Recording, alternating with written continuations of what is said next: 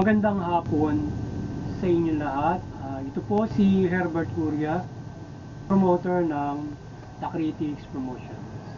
Ang ating boses at konstruktibong kritisismo, opinyon, komentaryo at konsultasyon sa linggong ito, kaibat ang ating pananalig sa ating banal na Panginoon.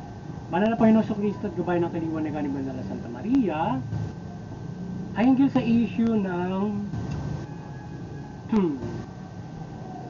Remulla backs new law to reform top-heavy PNP.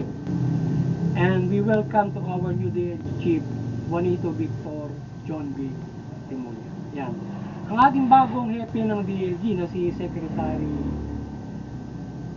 John B. ay i-reforma ang PNP upang gawing masigit na makapaglingkod dito ng lubos sa kanyang pananaw ay kanyang tatanggalin ang palakasan dito at ang pagkakaroon ng mahusay na ranking nito at hindi ba sa itong napromat upang dumami ang bawat posisyon kagaya ng mga hinirang. Ito yung ating tinunghayang topic, yung pagtatalaga ng bago nating DILG Secretary rin welcome. At ayon sa kanya ay kanyang bibigyan ng pansin ng pag-reforma noong ating PNP upang wala yung palakasan system at yung mga ranking nito na dami ang bawat mga hanay, bawat mga ranks, mga ganun daw. So ngayon ay pagsasayos ng organization structure ng ating PNP ang kanyang pangunahing gagawin bilang bagong DLG kapalit ni dating Secretary Abalos. Sinusuportahan natin ito at sinusuportahan naman niya ang pag-aalis o dismantle ng mga pogo hub sa bansa o isa-isa niya itong aalisin. Yan. Ang The Critics Promotions at yung ating People's Anti-Crimes Promotions ay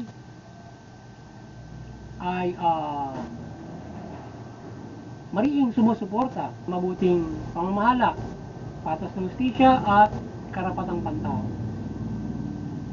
At isyong ito ng pagtatalaga sa ating bagong DLG Secretary or ating sinusuportahan at wini-welcome ang ating bagong kalihim na Secretary John B. Remulla. So ang kanyang mga vision naway maging effective at maging mahusay siya na napamunuan ang DILG. So sana ay mapamunuan niya ng lubos o na mahusay yung DILG at ito ay maging mahusay na opisina ng ating supervising enforcement, yung PNP, yan, at mga lokal na mga pamahalaan. Sa kanyang pamumuno sa DLG naway kanyang disiplinahin na mabang PNP na tiwali o mga iskalawag sa PNP o mga abuso at tiwali dito. Ang inequality sa PNP at mga abuso ay patuloy lamang nandyan at sila ay magbago lamang kung may mabuti at matuwid at mahusay na namumuno, nagagabay at direksyon sa kanila upang maglingkod ng matuwid at makadiyos at hindi nila labagin ang batas o umaabuso yan. So sa kanyang pamumuno sana ay mahusay siya na magabayan yung ating PNP para ito ay makapaglingkod ng fair sa kanyang enforcement na madisiplina niya ito doon sa mga katiwalian na nangyayari dyan na kagaya ng palakasan system, yung mga abusado dyan, sana madisiplina niya yan, mapagbago niya para ito ay maging mahusay na pulis at ito maging siyang sisila pa sa taong bayan o siyang gagawa pa ng krimen sa taong bayan, itong ating mga kapulisan. Bagkus ay kung siya ay mahusay na namumuno o mamumuno bilang DLG, gagabayan niya yung PNP at makuha niya na lubos yung batas. Ideally, kung ang PNP ay o yung mga kawani nito ay tumali at abusado sa kanilang posisyon. So sana madisiplina niya at maipataw niya yung kakutas kung ito naman ay hindi madisiplina at ito ay sobrang gumawa ng katiwalian, kaabusaduhan doon sa kanilang posisyon. So kailangan natin ng matapang at malakas na ng loob at mahusay magdisiplina at gabay sa hanay ng PNP. Hindi pangkaraniwan na gabayan sila dahil sa maraming nagiging tiwali at abuso kung kaya't hindi basta disiplinahin sila. So mahirap disiplinahin yung PNP dahil siyempre may pwersa yan. Malaking threat sila kung sila ay mga abusado. So kaya maging malakas at loob at gabayan ng Panginoon Diyos yung ating bagong DLG chief para maging niya yung PNP na mga umaabuso, yung mga masamang ugali dyan na nag-abuse of authority, gumagawa ng krimen, kagaya ng ating mga nababalita na mga nakagagawa ng hindi mabuti at yung hindi pa na titrace ay kanyang madisiplina, mapagbago niya, mas maganda. Salip na masupil ay mapagbago niya. So kung mapagbabago niya ito, mas mabuti magiging isang mabuting pulis. Ngayon kung dapat supilin ay gawin niya. Kakibat din yung mga matitino, siyempre, sapagkat niya naman yung kanilang dapat na gawin through themselves.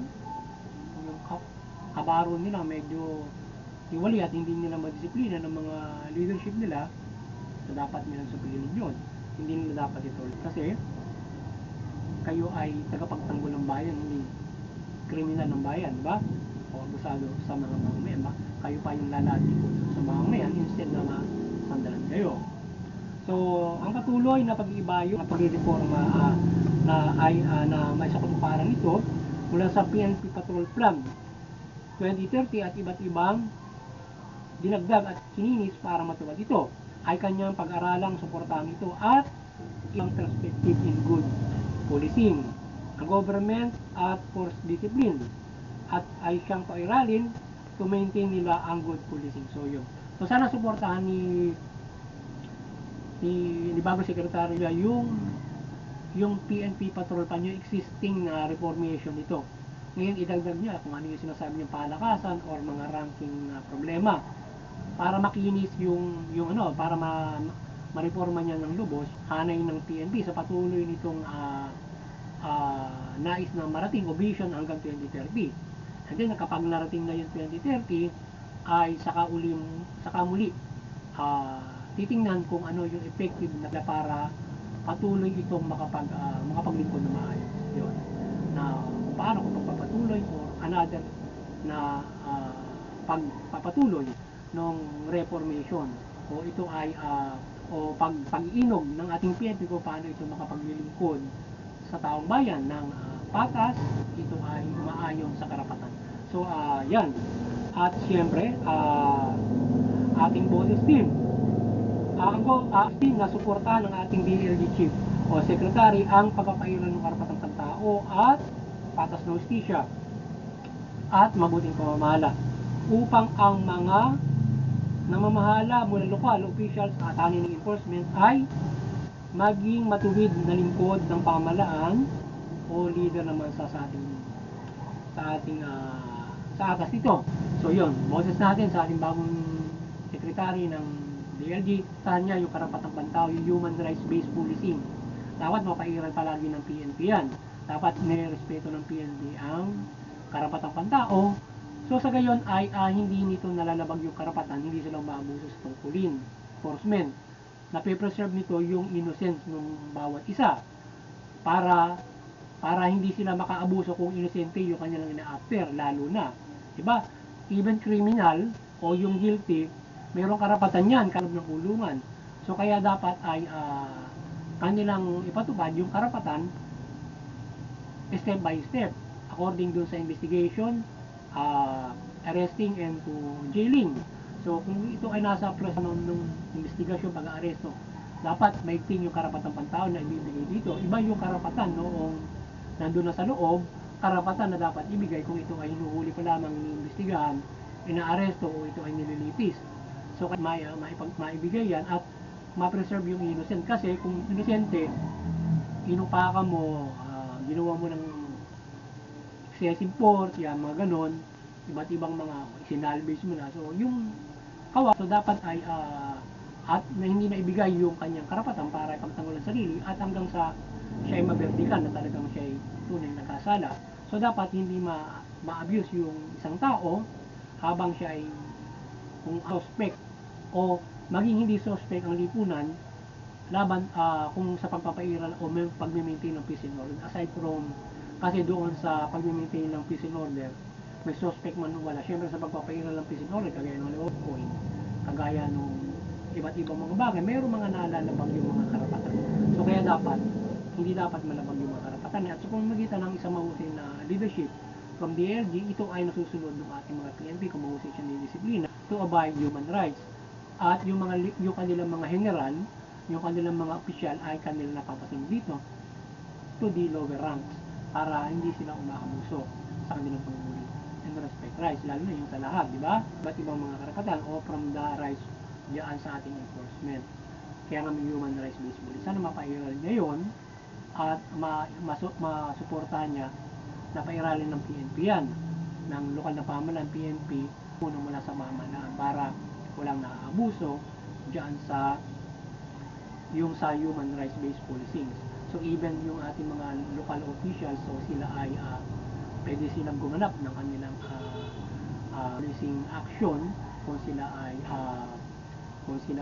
bilang tagapagpatupad ng kanilang tungkulin. So meron silang, kung meron nasa act of crime na nasa harapan nila, so dapat i-respeto nila yung at hindi sila basta gagawa ng mga hakbangin na maaaring ilabagin nila yung karapatan ng isang mamamayan, no?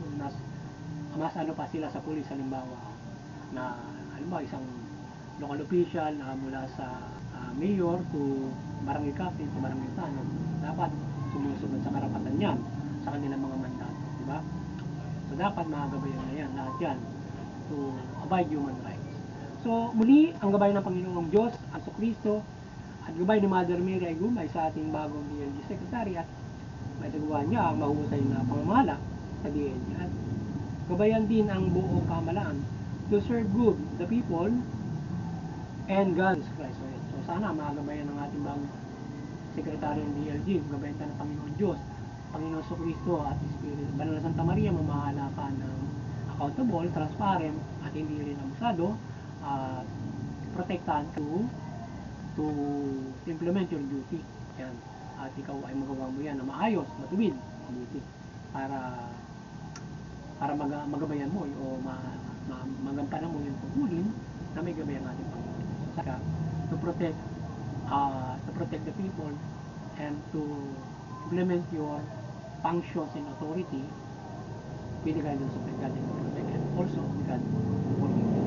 At yun din ang ating PNP na isang proteksyon sila, ang pamahalaan ng Diyos sa pagpapatupad ng tungkulit maging accountable sila at they are fairly implement the law.